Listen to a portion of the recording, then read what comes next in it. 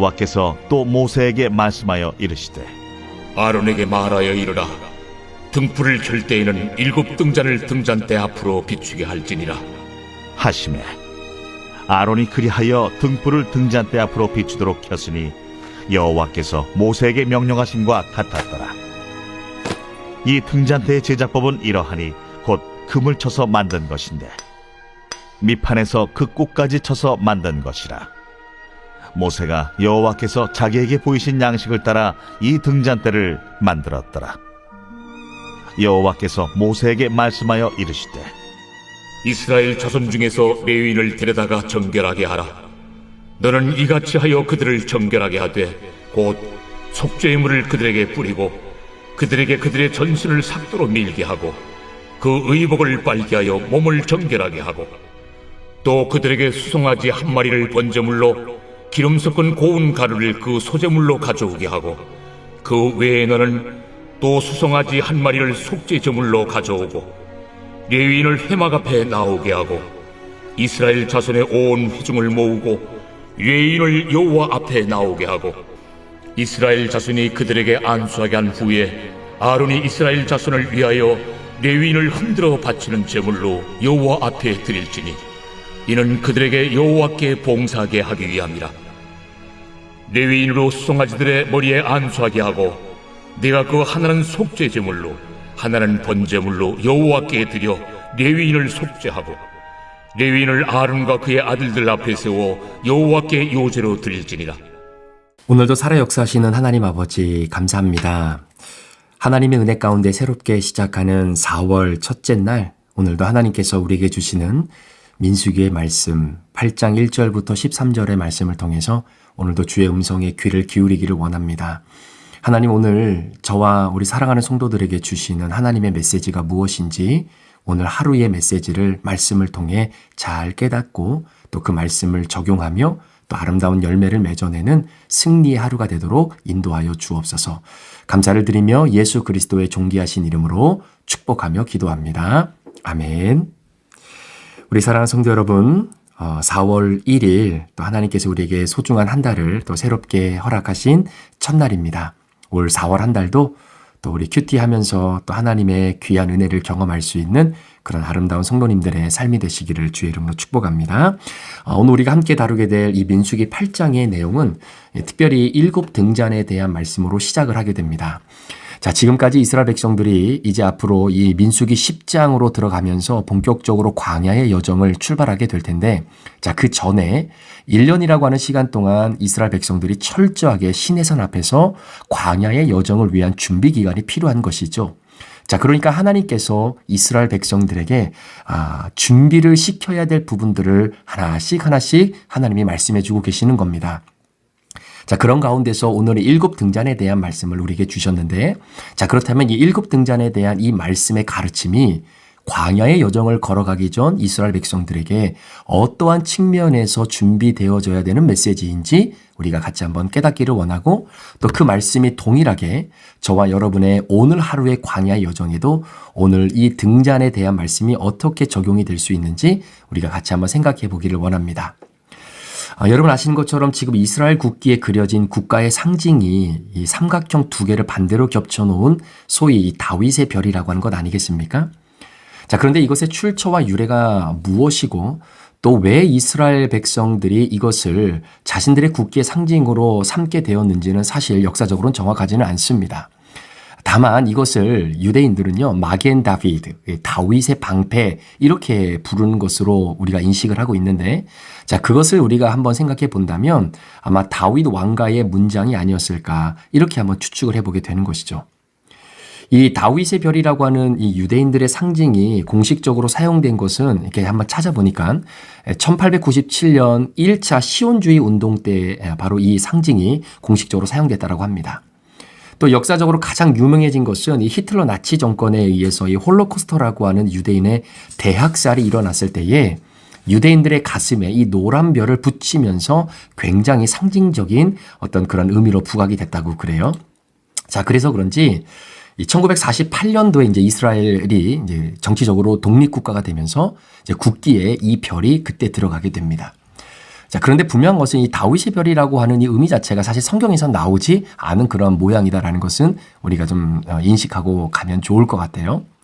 자, 그런데 사실 유대인들에게 있어서요, 진짜 유대교의 상징이 따로 있었습니다. 그것은 지금도 유대인들의 모임이나 조직에서 가장 많이 사용하는 상징인데, 자, 그게 뭐냐면 바로 메노라라고 하는 등잔대예요. 바로 오늘 본문에 기록되어 있는 등잔입니다. 물론 출애굽기 25장과 레위기에서도 이 등잔대에 대한 내용이 기록이 되어져 있기도 하죠.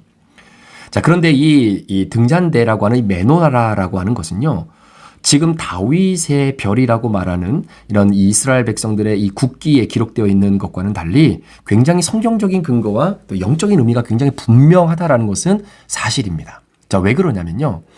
사실 성소에는요, 세 가지 기물 중에 하나가 바로 이 등잔대입니다. 메노라.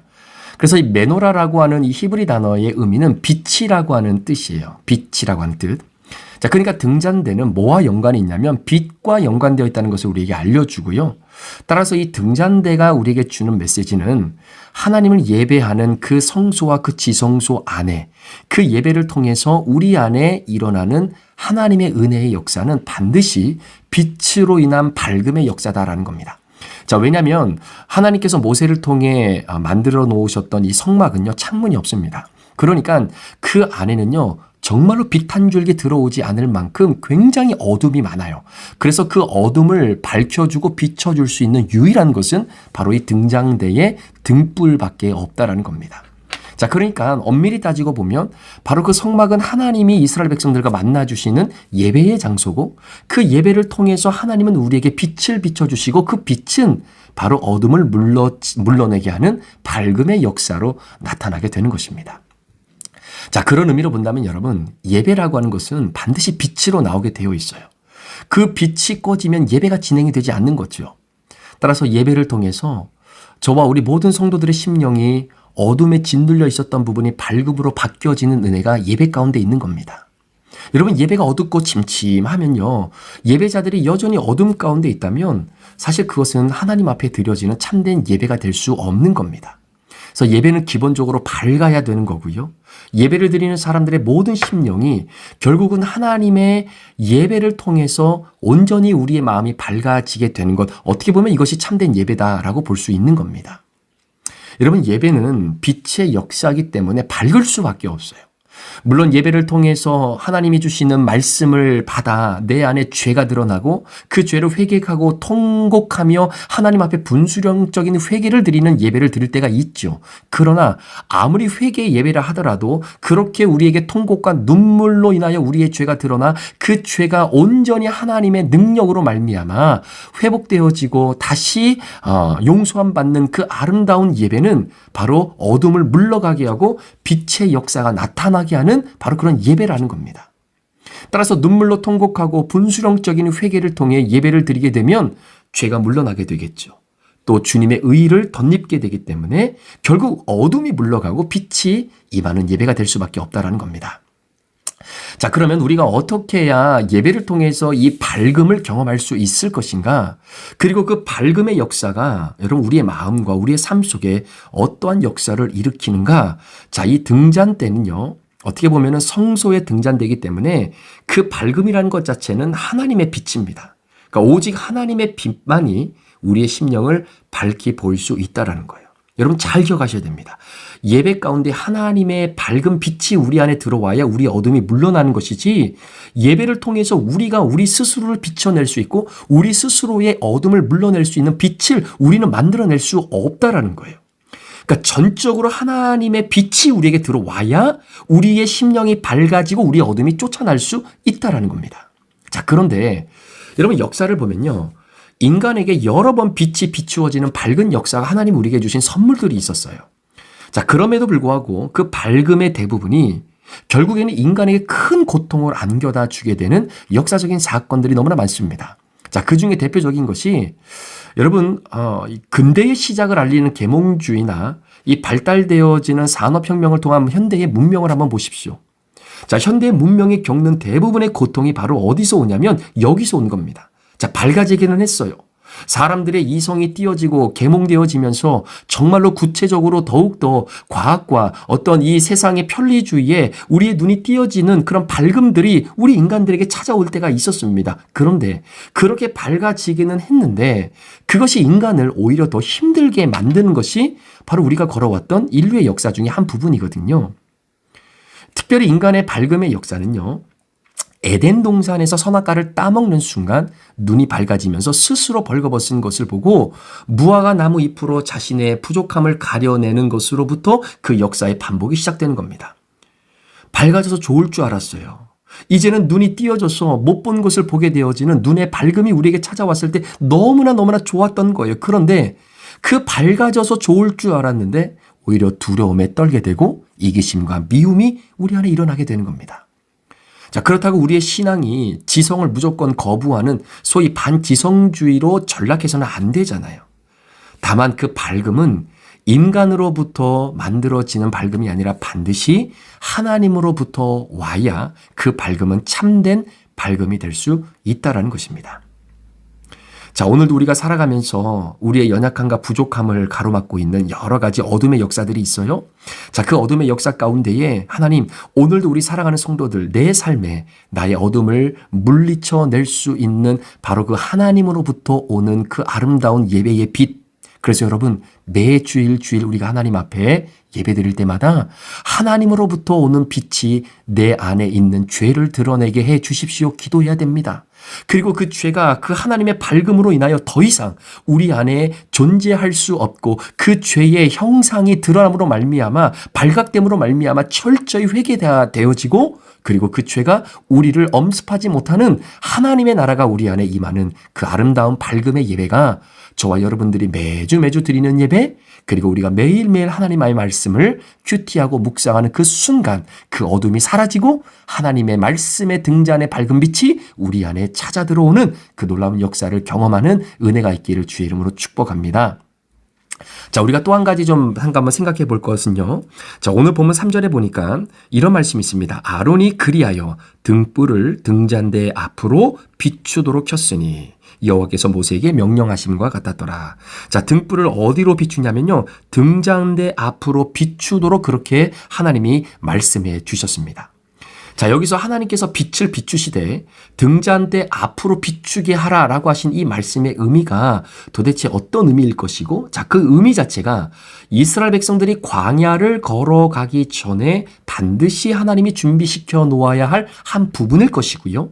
그 준비되어지는 부분이 오늘 광야의 여정을 살아가는 바로 우리 성도들에게도 동일하게 주시는 하나님의 준비의 메시지가 있지 않나 생각이 됩니다. 자, 어떤 의미인지 한번 들어보세요. 자, 여러분, 이 지성소를 가르는 휘장 바로 앞에는요, 금향단이 있습니다. 그리고 성막으로 들어오는 이 동쪽의 입구 양편에는요, 진설병이 놓여 있어요. 그러니까 진설병이 놓여 있는 이 진설병 상이 있습니다. 그리고 그 왼쪽으로는 등잔대가 이 진설병 상을 마주하고 있어요. 그러니까 이 구조를 좀 볼 때 한번 머릿속에 그려보세요.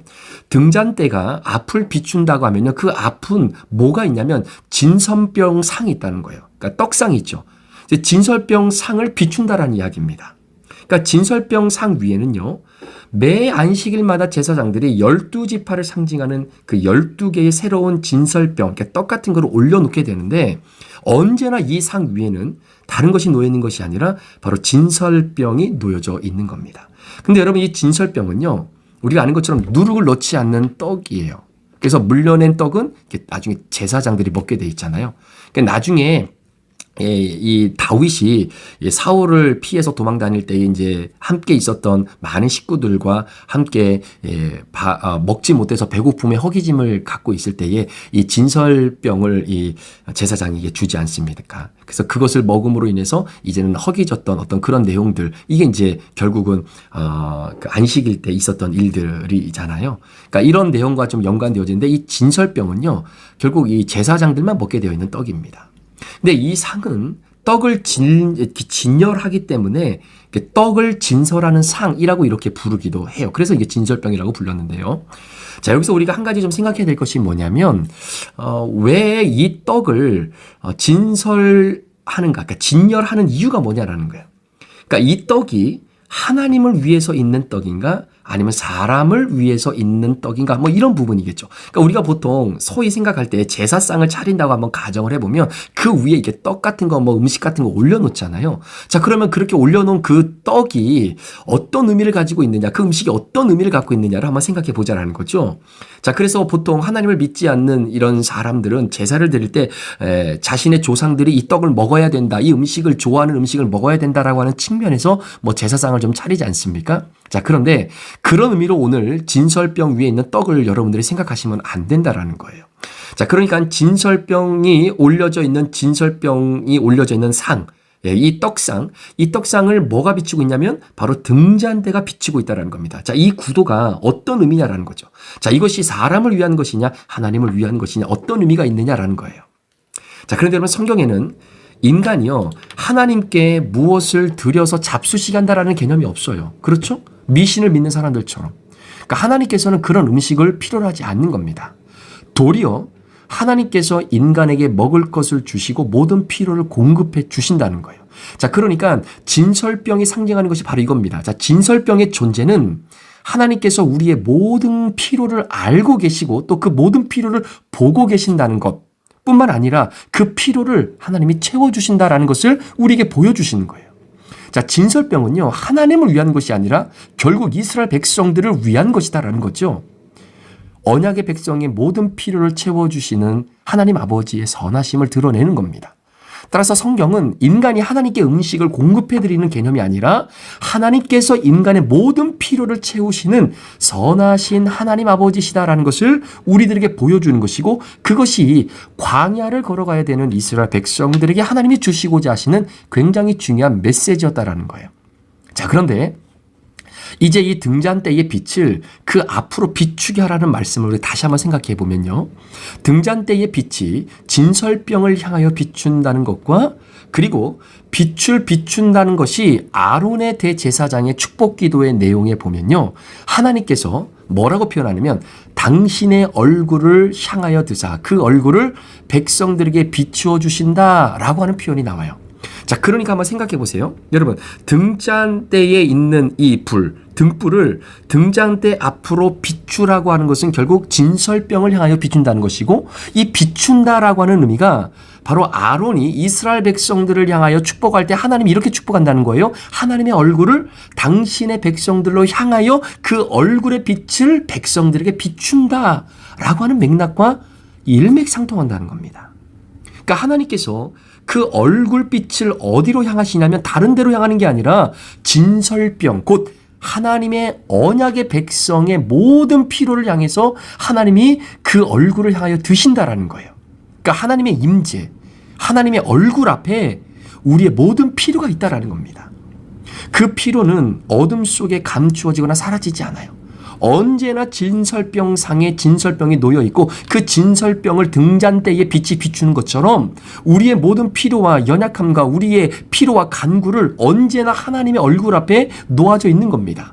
마치 진설병을 향해서 등잔대가 비추고 있는 것처럼, 그래서 이스라엘 백성들이 광야를 걸어갈 때에 하나님께서 그들의 필요와 모든 것들을 하나님이 채우시겠다라고 하는 것을 보여주는 것처럼 하나님께서 아론을 통해 이스라엘 백성들에게 하나님의 얼굴을 그들을 향하여 드사 그들에게 하나님의 선하신 얼굴의 빛을 비추시고, 그 비추신 것은 결국 너희들이 광야를 걸어갈 때 필요한 모든 필요와 간구를 하나님의 얼굴 앞에 비추어져 있는 것처럼 내가 그걸 다 해결하고 책임지고 이끌어가겠다라는 것을 하나님이 이미 이스라엘 백성들에게 광야를 출발하기 전에 완벽하게 교육을 시켜 놓으셨다라는 거예요.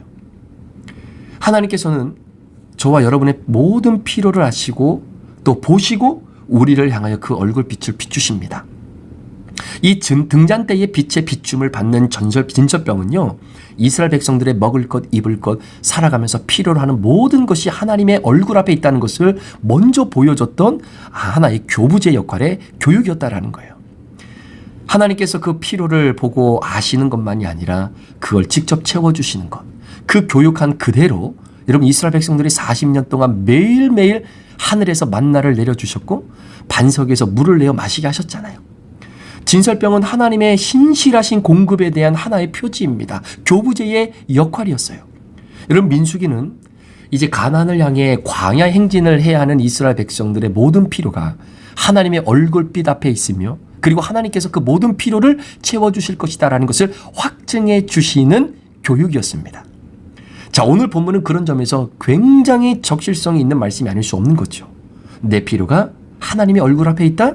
그것은 하나님의 강력한 은혜의 빛으로 감추어질 것이 없다?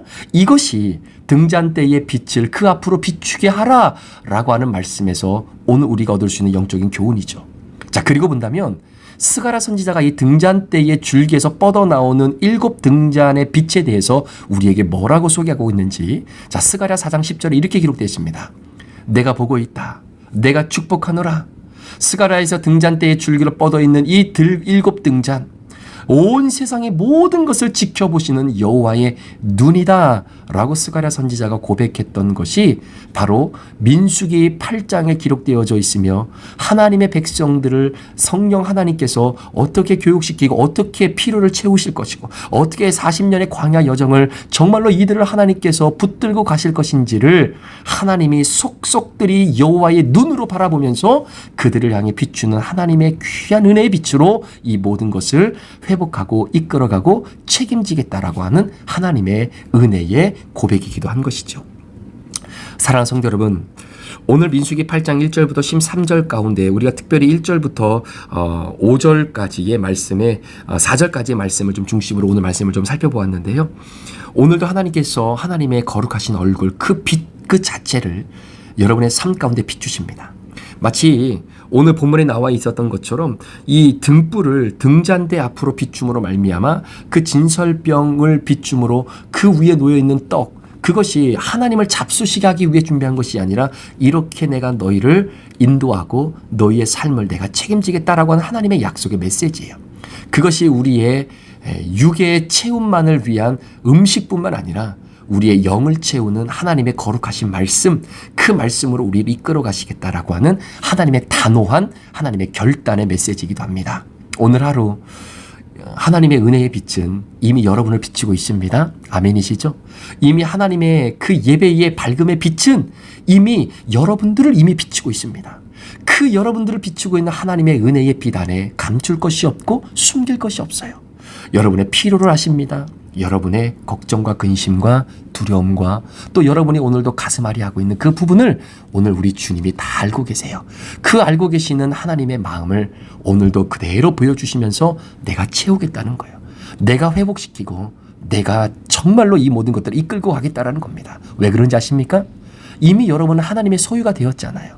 너희는 거룩한 백성이 하나님의 소유가 됐잖아요. 하나님의 소유가 됐기 때문에 여러분의 고통은 하나님의 고통이 되는 것이고 여러분의 근심은 하나님의 근심이 되는 것이고 이제는 여러분의 필요는 곧 하나님의 필요가 되고 그 필요를 채우실 유일한 하나님의 은혜를 경험한 바로 하나님의 자녀임을 잊지 마시고 오늘 하루를 출발하는 이 광야 여정 속에 오늘도 여전히 나에게 등잔불의 이 아름다운 빛이 등잔대가 나를 비치고 있고 하나님의 은혜의 얼굴이 오늘도 나를 향하고 있다라는 이 믿음의 사실을 여러분 마음속에 품고 오늘도 승리하며 살아가는 저와 여러분 되시기를 우리 구주 예수 그리스도의 이름으로 축복합니다. 기도하실까요? 하나님 아버지 감사합니다. 하나님의 은혜의 등잔빛은 여전히 우리를 비치고 있습니다. 여호와께서 얼굴을 향하여 드사 우리에게 평강 주시기를 원하고 우리에게 그 얼굴의 빛을 비추시기를 원하신 하나님은 우리를 향해 얼굴을 돌리셨는데 우리가 무엇을 믿고 산다고 그 얼굴을 향해 드시는 하나님을 향해 내 필요와 내 얼굴과 내 삶을 비추고 있지 못할 때가 얼마나 많은지 모릅니다. 나를 향해 비춰주시는 하나님의 따뜻한 은혜의 빛, 그 빛을 향해 오늘도 내 인생을 터닝해서 그 주님을 바라보는 아름다운 축복의 하루가 되게 도와주옵소서. 오늘 이 진설병을 향해 비추고 있는 등잔대의 빛이 결국은 이스라엘 백성들의 40년의 광야를 하나님이 책임지시겠다고 말씀하셨던 것처럼 오늘 하루의 광야의 여정을 하나님 책임져 주시는 믿음을 갖고 오늘도 출발하는 우리 귀한 성도들을 축복해 주시옵소서. 감사를 드리며 예수 그리스도의 존귀하신 이름으로 축복하며 기도합니다. 아멘.